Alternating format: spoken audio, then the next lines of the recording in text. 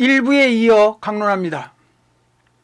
다름 아닌 태권도의 대호황기를 맞이하게 했던 부가가치 창출 영역인 태권도장에서 유치부 수련이 송두리째 무너지는 상황이 유치원의 반격으로 1981년에서 85년도 사이에 일어납니다. 당시 태권도장은 교육부에서 관리하는 체계로 각 교육구청에 등록을 하는 관호제의 설립이었습니다. 문제는 이러한 상황에서 대거 수련생을 빼앗긴 유치원의 대반격이 시작된 것입니다. 유치원연합회에서 입학 시기인 2월과 5월 사이에 여성 대상 프로그램인 아침마당 등 공영방송 3사 아침 프로그램에서 유아기 태권도 수련에 대해서 갖은 음해성 대담 프로그램을 방송합니다. 대표적인 예가 모 대학 유아교육과 교수가 방송에서 유아기 태권도 수련은 정신적, 신체적으로 문제가 많다는 결의를 피력하는 방송을 하므로 엄청난 문제를 태권도장에 가져왔습니다.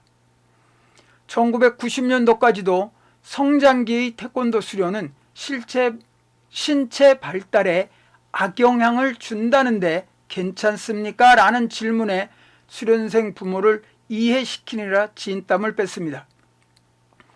필자는 물론 많은 태권도인들이 당연히 교수에게 항의를 했지만 이미 전파된 성장기 신체 발달에 악영향을 끼친다는 소문을 잠재우기에는 역부족이었습니다. 문제는 거기에서 그치지 않았습니다. 그 방송을 한 후에는 아예 연합회에서 교육구청을 동원하여 태권도장에서의 유치부 교육을 감찰하는 상황까지 이르게 됩니다. 매년 3월, 5월 사이에 교육구청의 감찰을 피하기 위해 유치부를 잠정적 폐쇄를 하거나 문을 닫는 등 갖은 압박에 시달리고 급기야는 보육을 담당할 교육 선생을 구하지 못하는 사태가 동시자발적으로 발생했고, 지금의 사범님 구하는 것보다 더 힘든 상황에서 유치부 수련이 방치되는 상황이 되다 보니 그 상황을 벗어나기 위한 방향으로 태권도장에서 너도 나도 할 것 없이 유치부를 폐쇄하고 대안으로 속셈을 병행하기 시작했던 것입니다. 1차적으로 유치부가 활성화되면서 태권도 수련의 맥이 단절되고, 이어서 도장에서 태권도 수련이란 명목하에 태권도는 뒷전이고 속셈 교육이 이루어지는 태권도 수련 세대들이 지금의 도장 운영권자라는 것은 자명한 일로, 그 결과가 어떻다는 것은 삼척동자는 물론 현실 상황으로 증명이 되고 있는 것입니다. 나중에 언급하겠지만 KTA의 도장 지원 사업의 방향성을 잘못 잡았다고 지적하는 이유가 바로 이것을 기초로 합니다. 이 부분에 대한 지적은 강론 후반부에서 깊이 있게 하겠습니다.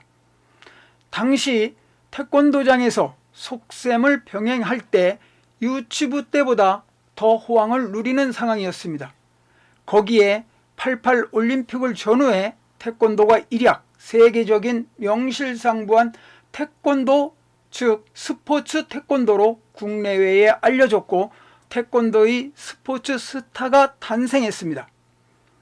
예나 지금이나 스포츠적인 인기가 사회체육에 미치는 영향은 부인할 수 없는 상황으로 태권도 최고조 호황기를 맞이했던 것입니다. 하지만 그러한 호황과는 정반대로 일선도장의 태권도 수련 실상은 참으로 입에 담을 수 없을도록 참담한 태권도 수련 모습으로 진행되었습니다. 대다수 도장들은 태권도 수련 공간보다 속셈을 지도하는 교육 공간을 확보했고, 도복을 입고 도장에는 오나 태권도 수련을 체계적으로 시키는 것이 아니라 지금처럼 노는 형태로 1시간을 채우고 속셈 교육에 매달리는 것이 대다수 일선 도장의 1985년도 이후 1995년도까지 10년간의 태권도장의 실제 수련 모습입니다. 그 이후 태권도계를 초토화시키는 현상이 또 일어납니다. 다름 아닌 국내 태권도학과의 출현입니다. 이 부분에 대해서 여러 경로를 통해서 경고를 했지만 완전히 돈키호테 취급을 하고 관련 학부 출신들은 반감적인 반론을 펴나 인정할 것은 인정해야 할 것입니다. 1991년도에 태권도 학과의 출연이 학과 출신들은 태권도의 상아탑이라고, 태권도의 지성이라고, 학문적으로 완성이 되었다고 지켜세우고 도장 홍보의 최우선 경력으로 내세우나 엄밀히 따지면 내세우는 퀄리티가 있는지 냉철히 생각해 봐야 될 것입니다. 항상 하는 말이지만 아닌 사람들도 있습니다.